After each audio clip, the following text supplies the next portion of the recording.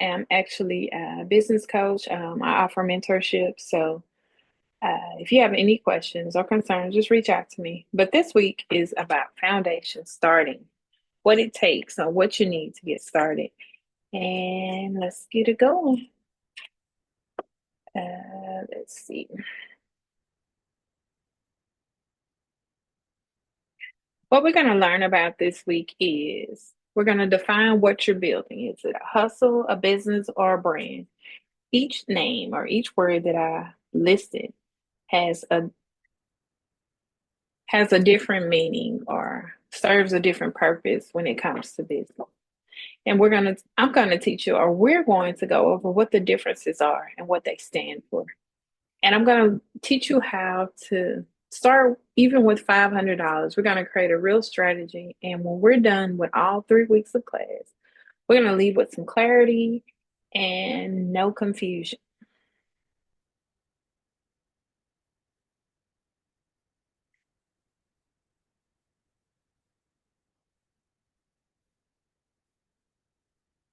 So again, what are we building? How are we structuring this? We're going to go over what each one of those things we discussed earlier. A hustle. What's a hustle? Hustle is fast cash. There's no real structure and it's short term survival.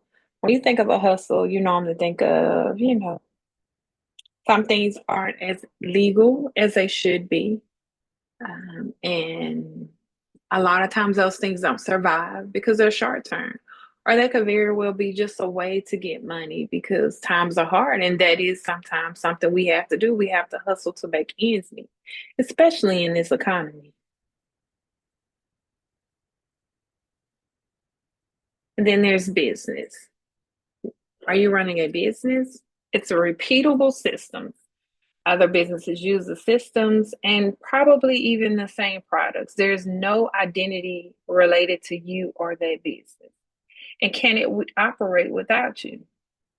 With a business, most times it can. It doesn't need your face because it's just a business, it's just running.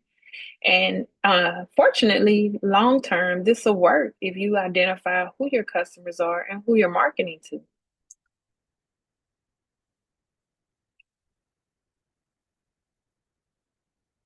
And brand. What's a brand? Brand is an emotional connection, a relationship.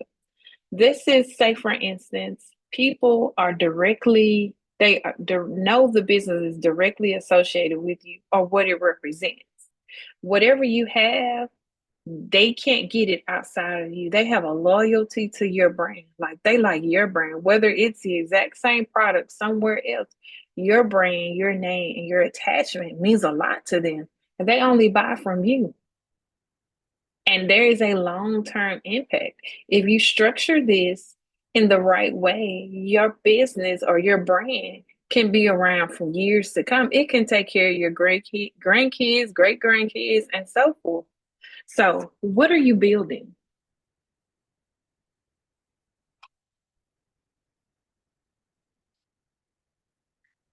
Businesses is what you do. It's just what you do. If you're just whatever that thing is, it's just what you do.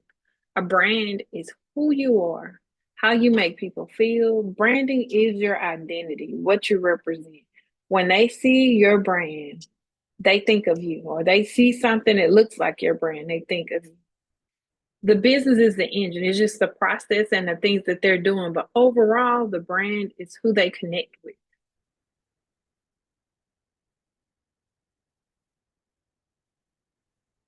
So if you're just running a business and it disappeared the day or tomorrow or closed, what would people remember about it?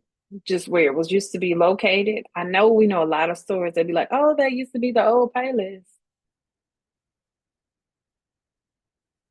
That's all we got. So with your brand, what will people remember about it? What are you selling? What are you offering?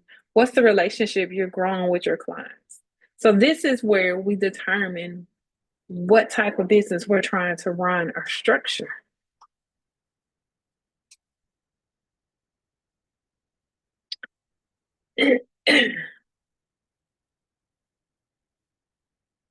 Okay, we're going to work on structure and creating a $500 blueprint create a brand or your business, whatever your choice is. I can't tell you how to structure it or what your product is going to be. I can only give you a outline to get you where you want to be.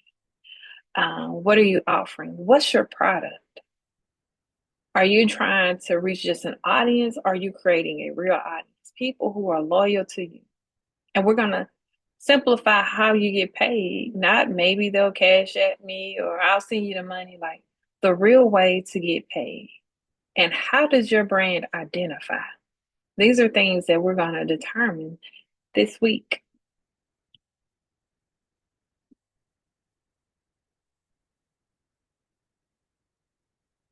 So let's get started on foundation. The very first thing when you're running a business, you need to figure out what the name of that business is going to be. What are you going to call it? And when you determine what the name of the business is going to be, you need to make sure nobody else has that name or its likeness, whether it's a product or anything. I suggest searching Google, your Secretary of State, the copyright website. Just do your homework because you don't want to do all that legwork only for someone to come in and say, hey, that's my name. Or you don't want to be growing a business for somebody else. So determine the name, do the research. That is extremely important. The next thing is you need to determine how are you going to structure that business. If you're scrapped for cash, you can't really take the money and apply for your Secretary of State, your articles. A sole proprietorship is fine.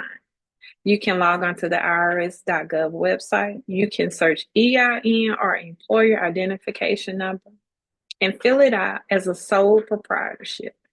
Sole proprietorship means that you're working as yourself. You'll actually file this on a Schedule C on your tax return, but you're working as yourself.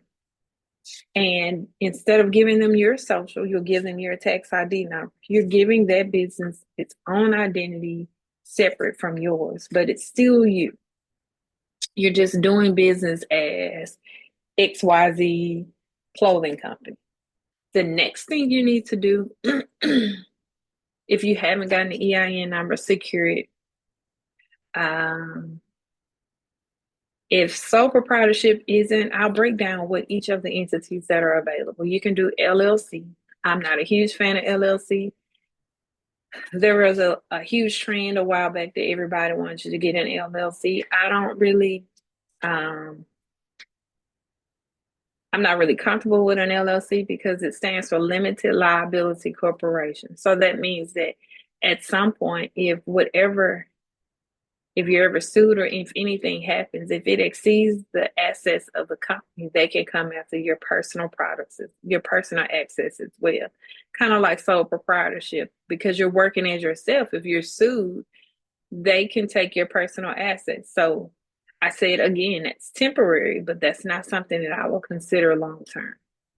Many people like S Corp. S Corp is not an entity that is acknowledged by the state of Louisiana, but it saves you on taxes. You can carry that income from the business to your personal instead of having to pay taxes twice for each entity.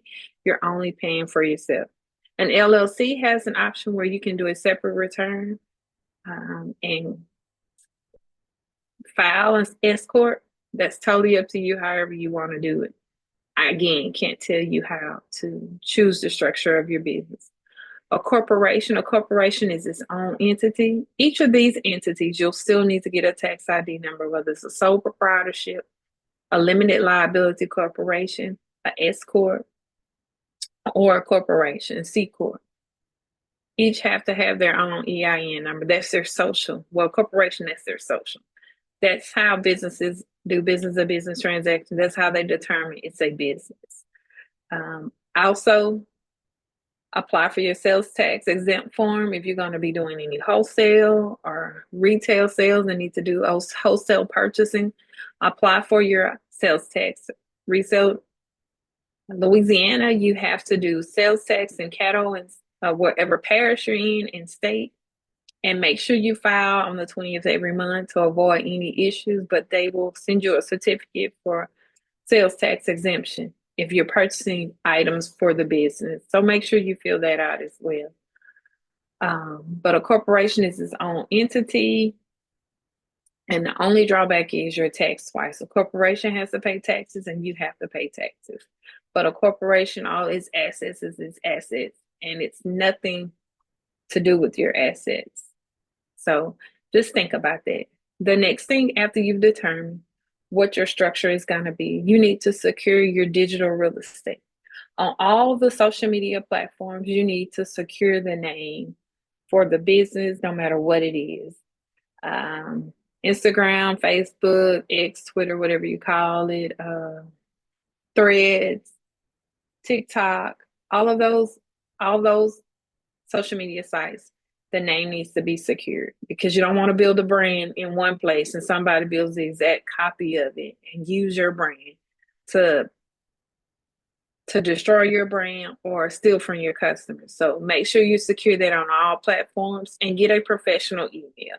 I know many of us are nervous about spending the money, but get a professional email. It looks so much better, especially when you're trying to deal with clients and their customers and their money and credit cards. So get a domain and an email that match. You can do TurboFi. They're like $9.99, and they come with one email.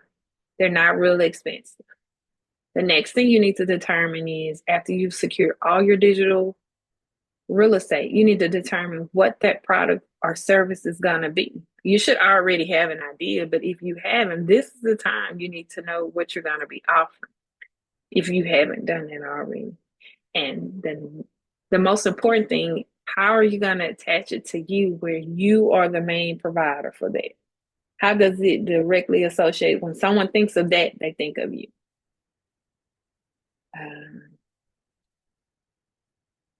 I think that's really about it. So today was foundation, getting your name, figuring out what it's going to be, making sure it's available on all platforms, determining what your structure of your business is going to be. So proprietorship, LLC, S Corp, C Corp.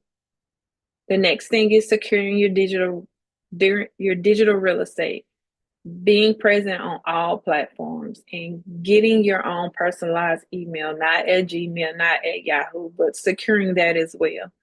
And finally, determining what that product's going to be and what that customer looks like, so you'll know who to market to. That sums up the foundations and what you'll need to get started. Next week, we'll go into elaborating on sales and securing an ideal client and how to market or sell that product. And one thing, find out how you're going to accept these people's money. Everybody isn't going to trust you to give their credit card over the phone. That day is gone. Ain't nobody giving you their card number over the phone. So determine, how are you going to collect these customer payments? You can do Square. Square has an alternative payment where you can use Afterpay as well. You can send them an invoice and they can pay directly through the invoice and be done. You can do PayPal. PayPal has a business account, set one up, but there are several options when it comes to accepted payment. So use those. But if that's it, I'll see you next week.